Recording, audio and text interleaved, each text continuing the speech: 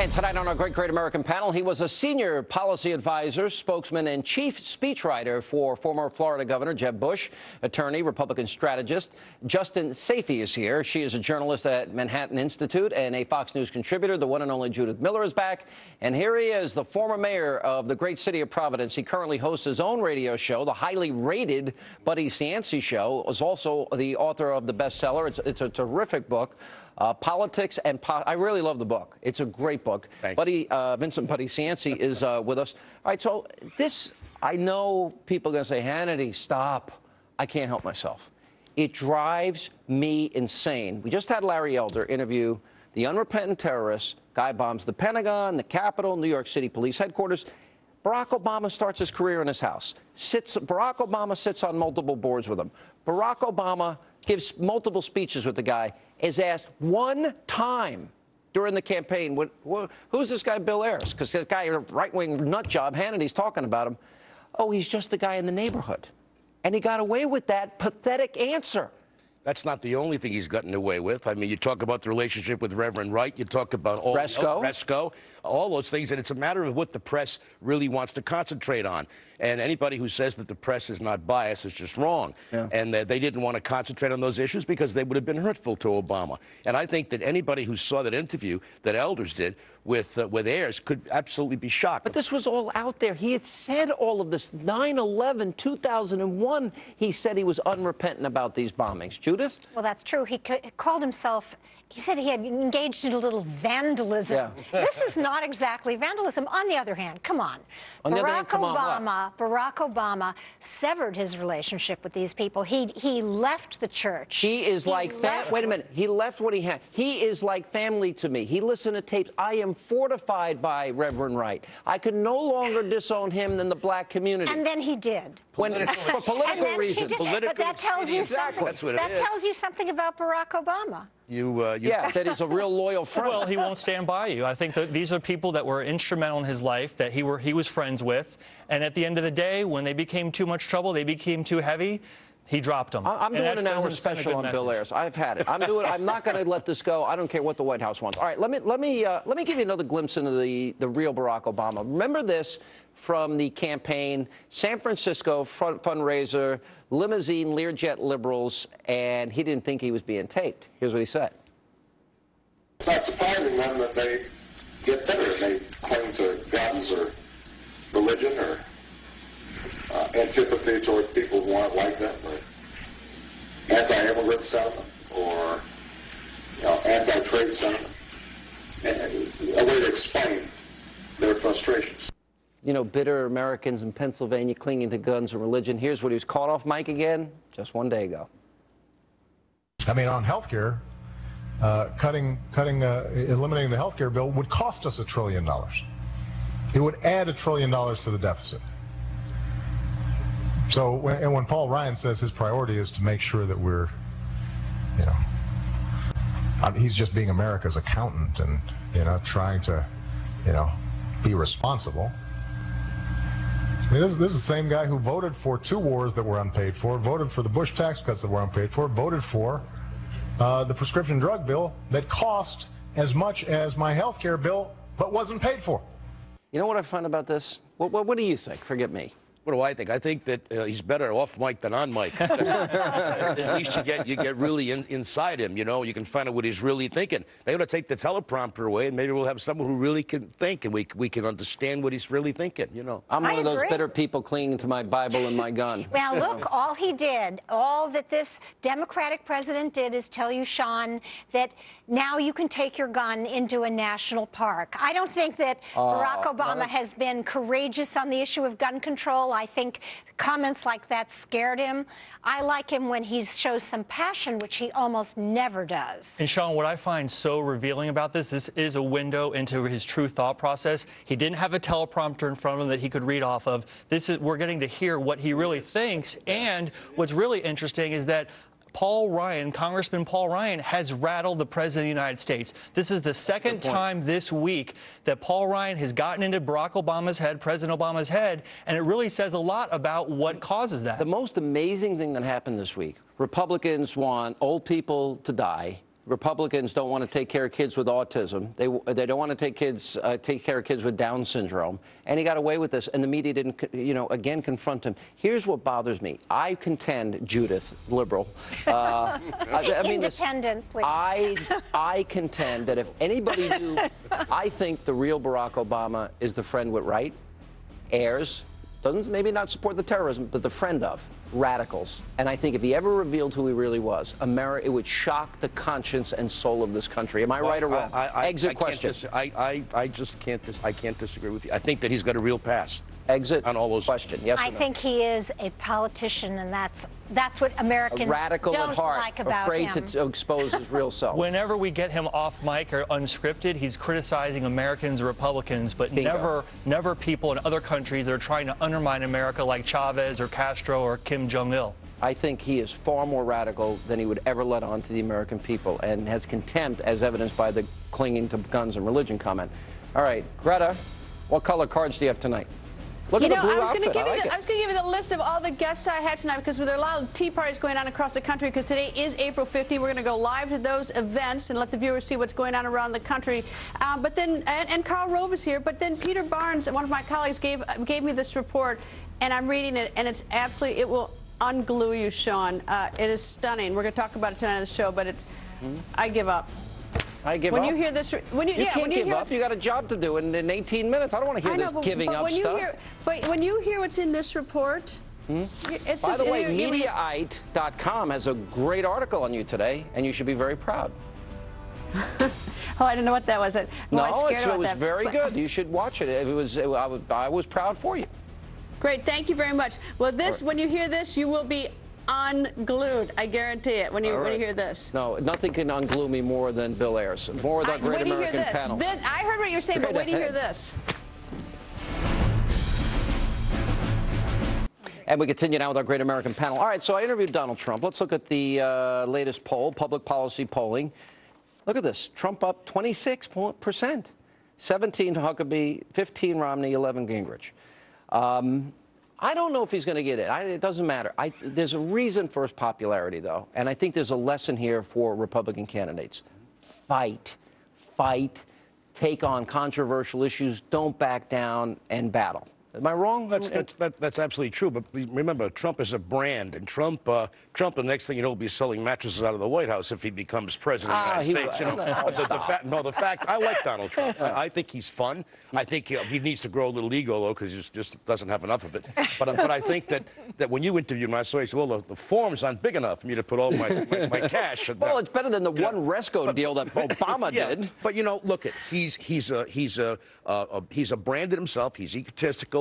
Which, hey, listen, we all are. But the fact is, he wants to be president, or says he wants to be president, and I'm sure it's something to do with his promotion of his TV show, too. No, he wants ratings for the TV show. Right. We'll see if he's serious about this, but it says a great deal about the flatness of the Republican earth around him, that he is ahead of everybody else. I think it should be a wake-up call to all the other candidates. Right. Fire torpedoes a truth, and I think take on Obama will be a good strategy. But he's also, another thing, he's also an outsider. He's never been in elected office. I think that's appealing. But he is a personal branding machine. He's got buildings named after him in Miami Beach, New York, Las Vegas. He used even a few Atlantic City. Don't miss a few. He's a book author. He's a national TV celebrity. Best book he also, even a few years ago, he was even selling Trump steaks. So he's just a personal branding machine. Well, and I think right now it's name identification. I was doubtful. After spending time with him, I think he's more serious than we think. All right, quickly, we don't have a lot of time. Chevy Chase, here's what he said.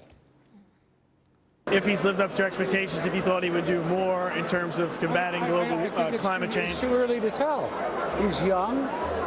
Maybe he has not anticipated or hadn't yet anticipated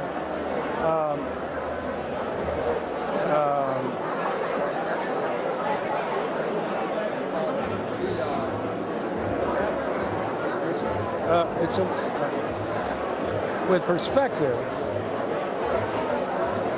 a way to gauge what's going to be most important to the electorate and to people as he came in, because he's young. What do you think? Either he's putting us on to make a comeback, or he's sick, and that's a shame if he is. I think Donald Trump could teach him a few things. And just because you're famous doesn't mean you have something meaningful to contribute. All right, guys, good to see you. A terrific new movie is coming out, Atlas Shrugged. Graham Beckel, Bob's brother, next to talk about it. I'm Ellis Wyatt. How can I help you? I'll make this quick. I came here today because, well, I met your brother, and I was hoping that someone in this business still had a brain. If you and your brother try to undermine me or go to the government like you did to destroy my best friend, Dan Conway... Maybe you should let me explain what happened. Maybe you should let me finish speaking! Now, that was a clip from the brand new movie Atlas Shrugged, based on Ayn Rand's famous novel. And I sat down with Graham Beckel, a friend of this program, who stars in the film. You just saw him there. And he explained why Hollywood liberals don't want you to see this movie. And joining us is Graham Beckel, of course, well known, his brother Bob Beckel, a frequent person on this program. Now, this new film, which is the film version of the best-selling book Atlas Shrugged, I got an early copy. Not only was the movie phenomenal, you've been in how many great movies? You were phenomenal in this movie, and I'm not sucking up to you. This has become one of my favorite movies. Well, thank you very much.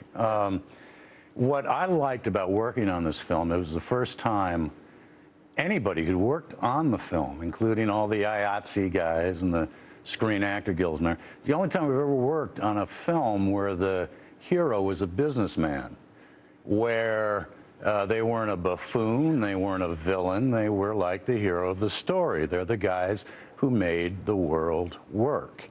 And that was so refreshing, because we've endlessly worked on stuff where those people are marginalized and made fun of. You know, and it was just the opposite, because the movie exposes how government and people with special agendas, those that support redistribution, have spent their entire lives demonizing the job creators, the wealth creators, the people that have advanced the human condition. Yeah. And it's topsy-turvy. It's just the opposite. Yeah, yeah, it's really odd. And the portrait, I think the portrait, Sean, of the collusion between the other private interests working with the government to undermine another private entity is what's really interesting and telling about her understanding of where we were headed. Well, what's interesting, it's been a long time since I read the book, but it seems extraordinarily true to form to me. And the other thing that really struck me as I'm watching is the extent to which this collusion exists, and more importantly, how she almost had a crystal ball. Yeah. And could see the future. That's exactly right. And I think a lot of what she was warning about is happening today before our very eyes. Do you see that? Yeah, it's absolutely happening before our eyes. And every portion of that book, this is only, the movie is only the first third of the book. Right. Book itself is broken into 3 parts. In all portions of that book, you'll find things that are immediate to what the situation is today in the relationship between the individual, the company, and the government. It's fascinating. And the demonization of big business and capitalism and class warfare. Oh, yeah. All the things that we discuss on a regular basis. Absolutely. Now, from what I understand, the rights to this book were held for 20 years. Yeah.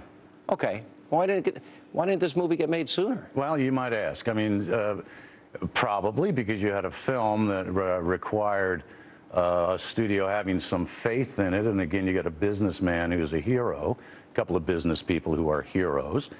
That's not a big sell. They're not necessarily sympathetic characters to a general audience. Then I know, I'm not going to name names, but I know that certain powerful directors who could have made this thing happen refused to do it because of the politics involved. Yeah. One of the things that's interesting to me is this does fit your worldview. I'm a conservative, Reagan conservative. That's how I identify myself politically. You're a little bit more libertarian. Well, no, yeah, I'm an independent, anti-imperialist conservative. Yeah, and you despise everything about your brother's politics. Not your brother. You love your brother, but you hate his politics. Yeah, I don't get it at all. I don't understand why it is that he can't apply. He's a pretty bright guy. Reason and mathematics to the problem at hand, and he seems to not think that that's of any interest. That accumulating great debt for the public good. He loves Obama. he's infatuated with Obama. It's, again, you know, it's like many of the people in Los Angeles, and I don't think I'm wrong in saying this, that Barack Obama is something of a fashion accessory for their liberal identities, political identities. It's really bizarre. I'm sure it was just by pure accident, by the way, that you're releasing this on April 15th. Yeah, no, of course. All right, now here's the next question. One of the concerns is, this is part one. Yeah. If this is successful, parts 2 and 3 will be made. That's correct. But yet there's resistance maybe to get widespread distribution.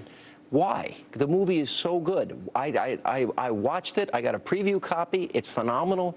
Why is there any reason given that this doesn't get widespread distribution? Well, part of it is a question of time. The film was just shot last summer, and then the post took the fall. And then once you're dealing with distributors, they have a schedule. So they were, it was kind of a rush distribution deal. So what they've done is set up a website where people can go, and if they're interested in having the film in their city or their town, then they can just log on there and say where it is they live. And it's Atlas Shrugged, the movie, or? Atlas Shrugged Movie 1. Movie 1, okay. The number 1. Okay. .com. Okay. Well, it's phenomenal work. I really wish you the best and success. Graham, good to see you. Best of luck with the movie. Thanks a lot. Atlas Shrugged comes out April 15th. Appreciate you being here. Good. Thank you. Thank you. And that is a great movie. I hope you have time to see it. And that is all the time we have left this evening. As always, thank you for being with us. Have a great weekend. We'll see you back here on Monday.